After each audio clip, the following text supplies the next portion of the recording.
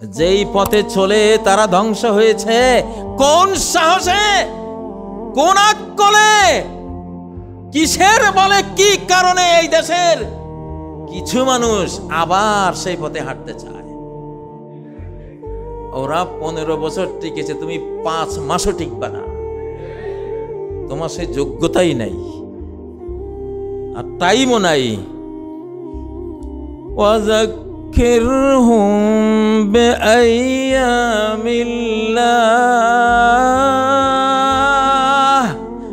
ওদেরকে উপদেশ দাও যে এটা আল্লাহর দিন শুরু হয়েছে, আল্লাহর দিবস। এখন আল্লাহর এক দিবস 1000 বছরের সমান। এটা আল্লাহর দিবস, শয়তানের দিবস না, কর্ণ শয়তান না। এটা জাতিসংঘের যুগ না, এটা বিশ্ব স্বাস্থ্য সংস্থার যুগ না, এটা নিরাপত্তা পরিষদের যুগ না, এটা ওই আমেরিকা, ইউরোপ, রাশিয়ার যুগ না। এটা আল্লাহর যুগ, এটা আল্লাহর যুগ, এটা মুহাম্মাদের যুগ, এটা মুহাম্মদ সাল্লাল্লাহু আলাইহি ওয়াসাল্লামের উম্মতের যুগ শুরু হয়েছে। আলহামদুলিল্লাহ। যেই কারণে 5ই আগস্টের বিপর্যয় তাদের উপরে এসেছিল। কি সেই কারণ? আলেম বিদ্বেষ, আলেমদের সাথে খুনাখুনি, আলেমদের সাথে তর্ক, ঘৃণা, আলেমদের বিরুদ্ধে অপপ্রচার, আলেমদেরকে রেজাকার রেজাকার রেজাকার বলতে বলতে নিজে এমন রেজাকার বলি। এই রেজাকারের এই দাগ আল কাতরা তুলতে আগামী 53 বছর যাবে ইনশাআল্লাহ। আর 53 বছর পরে আর মুসলমান থাকতো না দুনিয়াতে, আমরা চলে যাব। তার মানে তুই নাই আর। অতএব রাস্তা পাল্টাও, রাস্তা পাল্টাও, তওবা করো। ফাফিরু ইলাল্লাহ, আল্লাহর দিকে ফিরে আসো। কার দিকে ফিরে আসো? আল্লাহর দিকে ফিরে আসো, আল্লাহর কোরআনের দিকে ফিরে আসো, মুহাম্মদ সাল্লাল্লাহু আলাইহি সাল্লামের সিরাত সুন্নাত তরিকার দিকে ফিরে আসো। গ্রাম বাংলায় ঘরে ঘরে কোরআন পাঠ শুরু করো, সংবিধান মুখস্থ করুন ইনশাআল্লাহ। এটা সংবিধান, তরজমা পড়ুন। সূরা ফাতিহা কি বলতেছে এটা সংবিধান, সূরা বাকারা সংবিধান, সূরা ফিল সংবিধান, সূরা কুরাইশ কি সংবিধান। প্রত্যেকটা সূরা আমাদের সংবিধান। হাফেজরা হলো সংবিধানের মুখস্থকারী, আলেম হাফেজরা হলো সংবিধান বিশেষজ্ঞ ইনশাআল্লাহ। কোরআন সংবিধান হলে কত সুবিধা, কবরেও এই সংবিধানই, আবার হাসরের দিনেও সংবিধান এটাই। বিচার আচার যা হবে কোরআনের আইনে এখানেও হবে সেখানেও হবে। আর তোমরা যে সংবিধান বানাও এটা তো কবর পর্যন্ত যায় না, কবরের আগে ওইটার কবর হয়ে যায়। 72-এর সংবিধান কোথায়? ওটা লেখনেওয়ালারা এখনো বেঁচে আছে, কিন্তু সংবিধান কবরে চলে গেছে, ঠিক না? আল্লাহ তাআলা আমাদের এই বাংলাদেশকে বুঝার তৌফিক দিন যে এটি আল্লাহর যুগ। এটি কার যুগ? আল্লাহর যুগ। আইয়ামুল্লাহ, আল্লাহর বিজয়ের যুগ, আল্লাহর রহমতের যুগ, আল্লাহর দিন, আল্লাহর ইসলাম পৃথিবীতে আসবে, এটা সেই যুগ। আজকে আমি আমাদের দেশে যারা রাজনীতি করেন তাদেরকে বার্তা দিয়ে দিলাম, আগের ওয়ালাদের পথে চলবেন না।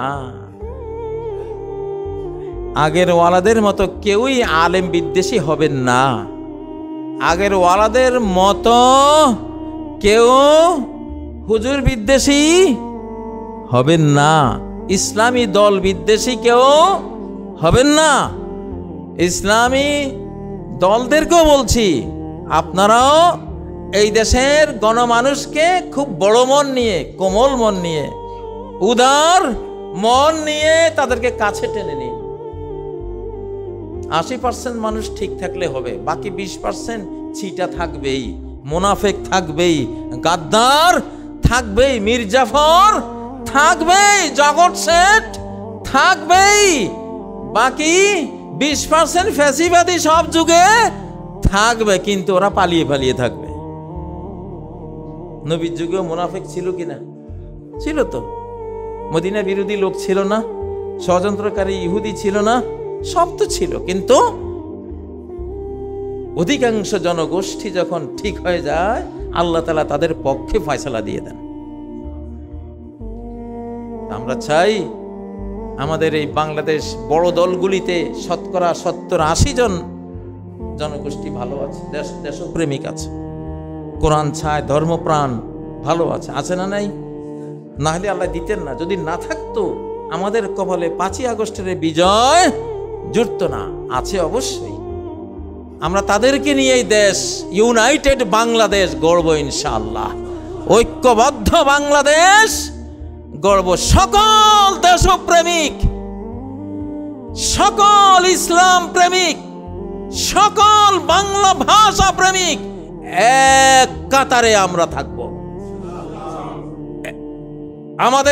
আমাদের কোটি কোটি হাত একটি হাতের মতোই শত্রুর উপরে আক্রমণে উদ্যত হবে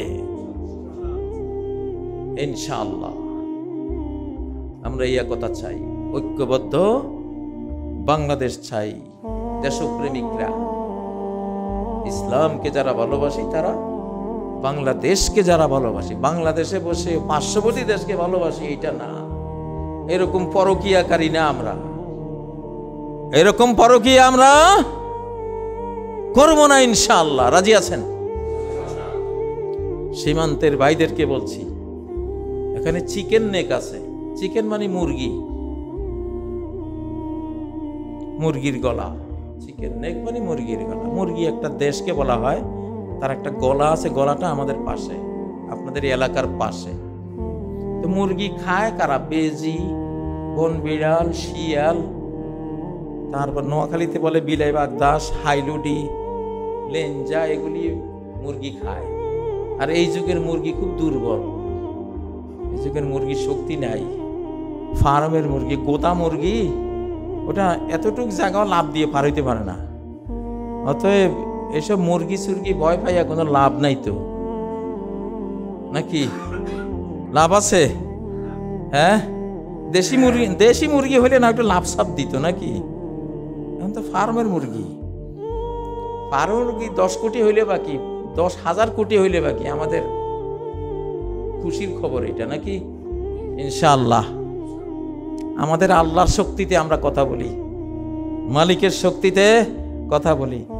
ভয় পাওয়ার কিছু নাই। বেজি কখনো মুরগি দেখে ভয় পায় না, শিয়াল কখনো মুরগি দেখে ভয় পায় না। ভয় পায়? হযরত খালেদকে বলা হয়েছিল এই যুদ্ধে, খালেদ আপনার বাহিনী কয়টা? ওদের তো লক্ষ লক্ষ বাহিনী। খালেদ উত্তর দিয়েছিলেন কি? শিকারীরা যখন পাখির ঝাঁক বিশাল দেখে খুশি হয় তারা। যাই হোক, আল্লাহ তাআলা আমাদের বাংলাদেশের মানুষ তীক্ষ্ণ বুদ্ধির মানুষ, প্রচন্ড বুদ্ধির মানুষ। বাংলাদেশি একবার জেগে উঠলে এই তীক্ষ্ণ বুদ্ধি নিয়ে গোটা বিশ্ব জয় করে ফেলবে ইনশাআল্লাহ। এটা ব্রিটিশরা টের পেয়েছিল এই দেশ কি দেশ, কি বুদ্ধি এদের কাছে। এই ছোট ছোট বাঙালির তীক্ষ্ণ বুদ্ধি আমাকে শেষ করে দিচ্ছে। এরা যে কি কৌশল জানে, পৃথিবীর কোন জাতির মধ্যে এত কৌশল আমি দেখিনি। বাইতুল্লাহ, মসজিদে নববী,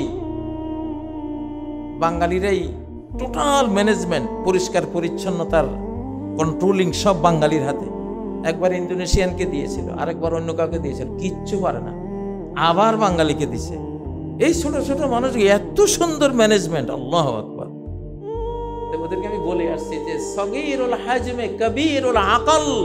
এই বাঙালির গায়ে যাতে ছোট, আকলে কিন্তু বিশাল বিশাল এক একটা।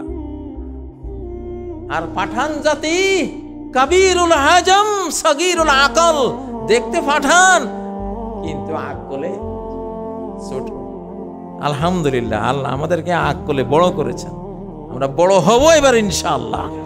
আল্লাহর স্নেহ মায়া নাজিল হয়েছে বাংলাদেশে, এই জন্যই 5ই আগস্ট হয়েছে। এই জন্য আগামী দিনে কোরআন আসবে ইনশাআল্লাহ। ইসলামী লড়াকু যারা, তাদের হাতে দেশ আসবে ইনশাআল্লাহ। বুকের তপ্ত তাজা খুন দিতে যারা যত বেশি এগিয়ে যাবে, দেশ শাসনের তত বেশি অধিকার আল্লাহ তাদেরকে দেবেন ইনশাআল্লাহ। মহানবী সাল্লাল্লাহু আলাইহি ওয়াসাল্লাম সুতার টুপিও পরেছেন, লোহার টুপিও পরেছেন। যাদের লোহার টুপি নাই, একটা একটা করে লোহার টুপি কিনে রাখুন।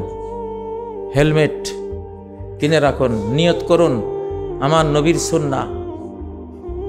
তার হাতে কিতাবও ছিল, লোহাও ছিল।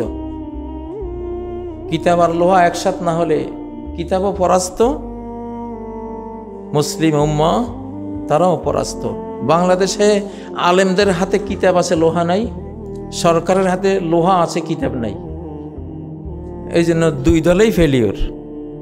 আর নবীজির হাতে লোহাও ছিল, কিতাবও ছিল।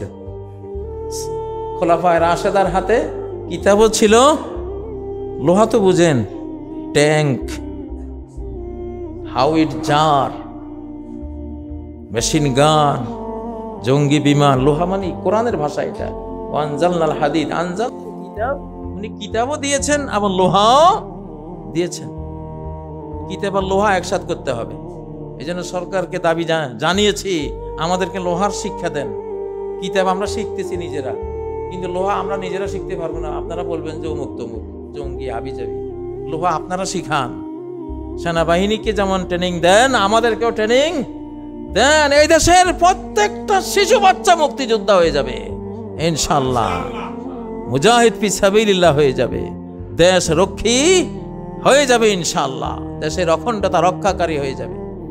নাফিরে আম করুন, গণযুদ্ধের ডাক দিন। আমরা আক্রান্ত হলে গোটা জাতি আমরা যুদ্ধে ঝাঁপিয়ে পড়বো ইনশাআল্লাহ।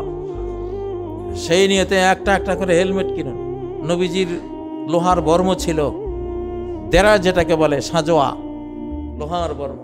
আমাদের ঘরে কি আছে লোহার কোনো পোশাক? থাকা উচিত না? দেখা যাক কোনো কোম্পানি যদি আমরা তৈরি করতে পারি, তাইলে ইনশাআল্লাহ লোহার পোশাক তৈরি। খালি কেবল সুতা তুলার পোশাকে দুনিয়ার গার্মেন্টস বাংলাদেশ 1 নম্বর 2 নম্বরে থাকে। আর ভাই লোহার পোশাক তৈরি করো। এখন দেশ আক্রান্ত হওয়ার মতো অবস্থা, এখন কোম্পানি তৈরি করো যে খুলে লোহার বর্ম তৈরি করে বিক্রি করব ইনশাআল্লাহ।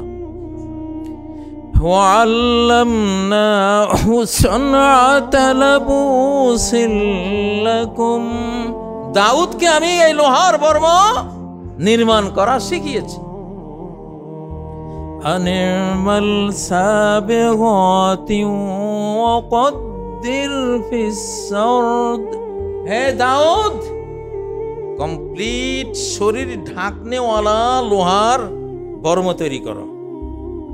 মাথার তালু থেকে পায়ের তালু ডাকবে, কারণ তোমার জাতি বনে ইসরায়েল খুব ভিতুর আন্ডা, এগুলি ভয় পায় খালি। এক যুদ্ধে কইছে, হে মুসা তুমি আর তোমার আল্লাহ গিয়ে যুদ্ধ করো, আমরা পারতাম। তো এগুলির নিরাপত্তা দেয়, এগুলির লোহার বর্ম দিয়ে ঢাকো, নয় ভিতুরা লড়াই করতে পারবে না।